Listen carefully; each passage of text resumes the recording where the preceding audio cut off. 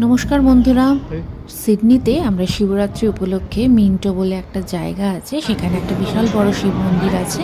তো সেখানে যাওয়ার জন্য বেরিয়ে পড়েছিলাম শনিবার 9 তারিখে।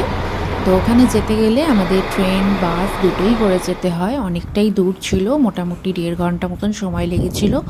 তো এই যে আমরা পৌঁছে গেছি, এটা বাইরেটা। এখানে বিশাল বড় একটা শিবের মূর্তি আর একটা বজরংবলীর মূর্তি আছে।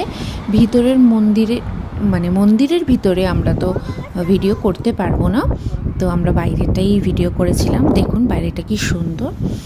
আর এই যে বজরংবলীর মূর্তিটা। তো এই তারপর আমরা দুপুরবেলা গেছিলাম, দুপুরবেলা 2-3টে নাগাদ গিয়ে পৌঁছেছিলাম।